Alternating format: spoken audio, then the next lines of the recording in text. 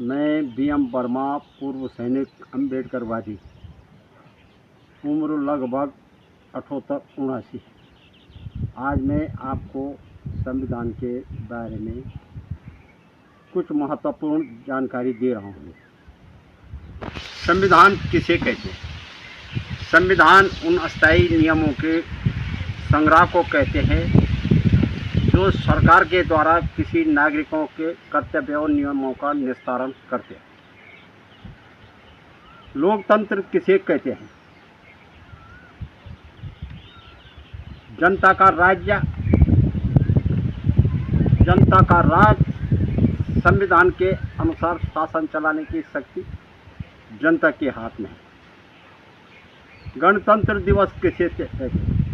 राजा न होकर जनता के द्वारा चुनावी शासन चलाए। यह संविधान 2 वर्ष 11 महीना 18 दिन में लिखा गया है।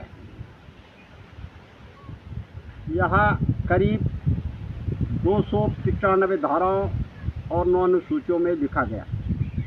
संविधान सभा के अध्यक्ष डॉक्टर राजेंद्र प्रसाद एवं लेखक डॉक्टर भीमराव अंबेडकर थे।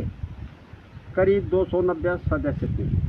यह संविधान 26 जनवरी 1950 में लागू हुआ है। भारत के संविधान में बाबा साहब ने जातिवादी मानसिकता के लोगों ने अनुसूचित जाति, जनजाति, पिछड़ी जाति, अल्पसंख्यकों को अपना गुलाम बना रखा था। इससे इन्हें मुक्ति दिलाई है। सबको सम्मान के साथ जीने का अधिकार, बराबर अधिकार दिलाया, जो कि आज भी इनको पच नहीं रहा है। इन्हें ही नहीं बल्कि समाज के सभी जाति धर्म के लोगों को दिया है, जिसमें आज भी सभी धर्म जाति के लोग ऊंचे पदों पर विराजमान हैं और लोकसभा से लेकर विधानसभा आदि में सभी धर्म के लोग विराजमान हैं। यह संविधान की देन है।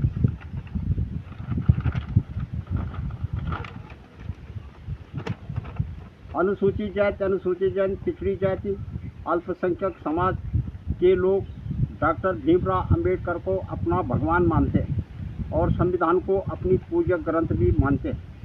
यह लोग अंधविश्वास को नहीं मानते, माननीय न्यायालयों एवं पुलिस पर विश्वास मानते हैं। इससे इनके मौलिक अधिकारों एवं जान को सुरक्षा मिलती है, क्योंकि देश संविधान और कानून से चलता है। अनुसूचित जाति, पिछड़ी जाति, अल्पसंख्यकों को तभी लाभ मिलेगा जब वह संविधान का पालन एवं शिक्षा सत्ता प्राप्त करें एवं IAS, IPS, डॉक्टर, इंजीनियर आदि में कंपटीशन फाइट करोगे। शिक्षा शेरनी का वह दूध है जो पिएगा दाड़ेगा। संविधान में बाबा साहब ने अनुच्छेद 17 में छूत अपराध बनाया, जो आज भी जातिवादी लोगों के द्वारा पच नहीं रहा है। माननीय न्यायालयों को यह न्याय का मंदिर मानते हैं और थाने को भी, क्योंकि यहीं से न्याय मिलता है और कहीं से नहीं। और अनुच्छेद 25 एवं 35 में धर्म की स्वतंत्रता है। प्रशासन संविधान से 25 में धर्म और की स्वतंत्रता है। देश संविधान से चलता है, संविधान और कानून से चलता है। जिस समाज का अपना दल नहीं होता है, उसमें बल नहीं होता है और उसकी कोई नहीं सुनता है। आज भी जातिवाद का उदाहरण है। ग्वालियर, मध्य प्रदेश, माननीय उच्च न्यायालय बेंच में घृणित जातिवादी मानसिकता के लोगों के द्वारा बाबा साहब की मूर्ति लगाने का विरोध कर रहे, जो कि वकील संविधान की बदौलत वकील बने और अपनी आजीविका कर रहे हैं, संविधान का विरोध कर रहे हैं। जबकि पूर्व मुख्य न्यायाधीश माननीय चंद्रचूड़ साहब ने माननीय उच्च न्यायालय के परिषद में बाबा साहब की मूर्ति लगाई है, क्या यह इससे बड़े हैं? बाबा साहब को अन्य देश के लोग मानते हैं और सम्मान करते हैं। अमेरिका, यूनिवर्सिटी एवं कोलंबो आदि कई पार्कों में उनकी मूर्ति स्थापित है। हमारे देश में क्या हो रहा है? जो जातिवादी आज भी लोगों में है। अनुसूचित जातियों और अनुसूचित जनजातियों, संविधान में इसकी परिभाषा नहीं दी गई कि कौन से व्यक्ति अनुसूचित जातियों की श्रेणी में आते हैं। अनुच्छेद 341, 342 राष्ट्रपति को इन जातियों की विनिर्देश करने की शक्ति प्रदान करता है।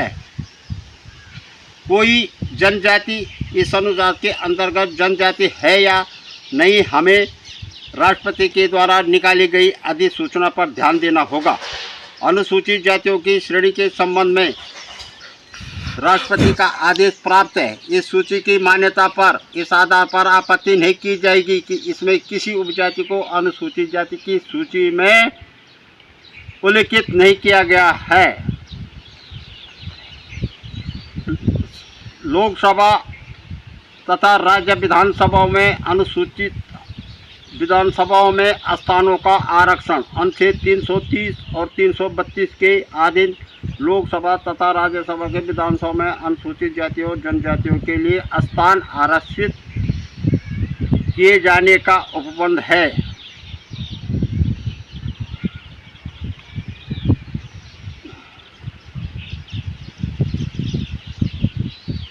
संविधान अनुच्छेद 51 का आदेश देता है कि प्रत्येक नागरिक का कर्तव्य होगा कि वह संविधान का पालन करें।